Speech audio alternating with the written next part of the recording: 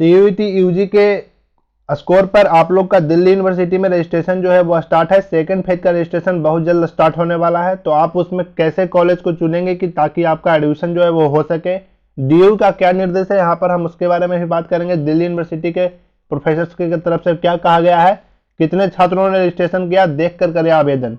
यहाँ पर टोटल कितने छात्र जो है वो रजिस्टर हुए आप इसको देख सकते हैं। वहाँ पर जब आप अपना रजिस्ट्रेशन करने जाएंगे तो आप अपने कंपटीशंस के लेवल को देखकर ही और अपने स्कोर को पूरी तरह से आंक कर ही अपने कॉलेज को चुनेंगे। तो आप कॉलेज कैसे चुन सकते हैं इसकी पूरी इन्फॉर्मेशन हम आपको इस वीडियो में देंगे।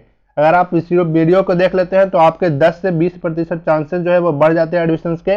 अगर आप पूरी तरह से ध्यान देकर अपने कॉलेज को चुनाव करते हैं तो ये इन्फॉर्मेशन आपके लिए बहुत महत्वपूर्ण है। देखिए, फर्स्ट फेज का जो कॉमन सीट एलोकेशन सिस्टम के तहत रजिस्ट्रेशन चला वो 12 सितंबर से लेकर टोटल 10 अक्टूबर तक चलने वाला है। उसी तरह से second phase will be from September 26, यानी सितंबर 26 से आप लोग का सेकंड फेज का रजिस्ट्रेशन शुरू होने वाला है, जो कि 10 अक्टूबर तक चलने वाला है। The date of declaration of merit list will be declared by October 10, यानी 10 तारीख तक आप लोग का मेरिट लिस्ट भी जो है वो डिक्लेयर कर दिया जाएगा। यहाँ तक आप जब अपना रजिस्ट्रेशन पूरी समाप्त कर चुके होंगे तो आप 10 तारीख से पहले तक रजिस्ट्रेशन जो है वो समाप्त कर लें। अपने कॉलेज का सिलेक्शन, कोर्स का सिलेक्शन, सारी चीज़ें जो है वो रजिस्ट्रेशन के माध्यम से कंप्लीट कर लें, ताकि 10 तारीख को आप लोग का जो है वो मेरिट लिस्ट डिक्लेयर किया जाए। अब यहाँ पर देखिए 10 तारीख के रात तक मेरिट लिस्ट आने की संभावना है, तो इसके कारण जो है वो अपना मेरिट लिस्ट जो है वो पहले से ही अपना कर ले। अब यहाँ पर देखिए, दाखिले की प्रक्रिया में परेशान ना हो छात्र, इसके लिए वहाँ पर दिल्ली यूनिवर्सिटी में शुक्रवार को बैठक की गई।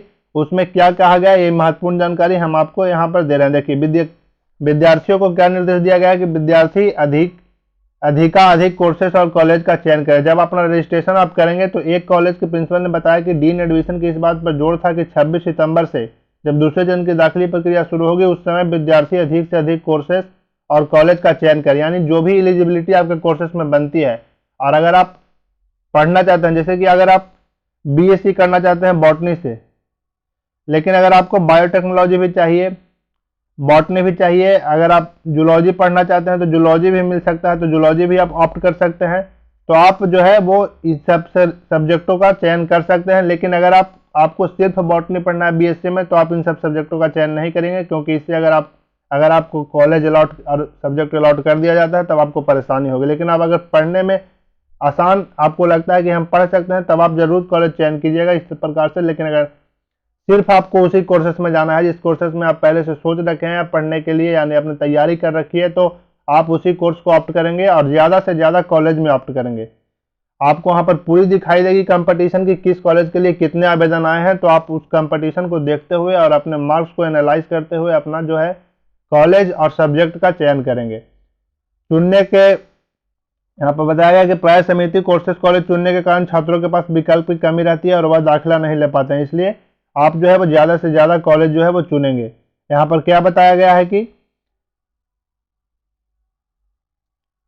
DU के रजिस्ट्रार ने कहा कि 206 कॉम्बिनेशन केवल BA प्रोग्राम के हैं, यानी BA में टोटल 206 कॉम्बिनेशन है। तो आप उसको पूरी तरह से एनालाइज करेंगे और आप CUET के वेबसाइट, दिल्ली यूनिवर्सिटी के वेबसाइट पर जाकर सबसे पहले ब्राउजर को जो है वो डाउनलोड करके उसमें देखेंगे कि क्या कॉम्बिनेशन और किसके लिए क्या एलिजिबिलिटी मांगी जा रही है। उसके बाद ही आप अपना कॉलेज का चयन करेंगे।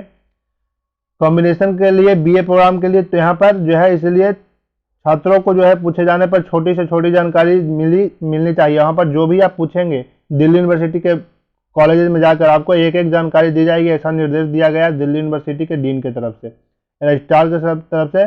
पहली काउंसिलिंग में 20% सामान्य और 30% आरक्षित वर्ग के छात्रों को ज़्यादा सीटों पर दाखिला देंगे तो ड्रॉप आउट की संभावना कम होगी। छात्रों को यह विंडो भी दिखाई देगी कि किस कोर्स में किस कॉलेज में कितने लोगों ने आवेदन किया है। सबसे बढ़िया यहाँ पर आपके लिए ये है कि जब आप सेकंड फेज में जो है वो अपना एडमिशन्स के लिए रजिस्ट्रेशन कराएंगे तब आपको पूरी तरह से छात्रों को कोर्सेस और कॉलेज में कितने अभी तक रजिस्ट्रेशन हो चुके हैं पूरी दिखाई देने वाली है। तो आप उसको देखकर अपने मार्क्स को एनालाइज करके कंपटीशन लेवल को जान के ही अपना रजिस्ट्रेशन जो है वो करेंगे।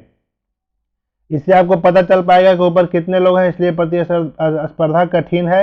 डीन प्रोफेसर ने बताया है कि हनीत गांधी ने कहा है कि पात्रता मापदंड के साथ बेस्ट 3 या बेस्ट 4 के आधार पर मेरिट बनेंगी। यानी आप लोग का बेस्ट 3, यानी अगर आप अपना एडमिशन किसी बीएससी में कराना चाहते हैं तो आपको वहाँ पर बायो, फिजिक्स, केमिस्ट्री और एक लैंग्वेज सब्जेक्ट के आधार पर आपका मार्क्स बन सकता है, या फिर बेस्ट 3 के आधार पर आप लोग का मार्क्स जो है वो मेरिट लिस्ट जो है वो तैयार किया जा सकता है। ऐसा इन्फॉर्मेशन इन्होंने दिया है, स्कोर के बेसिस पर यहाँ पर एडमिशन चलने वाले हैं।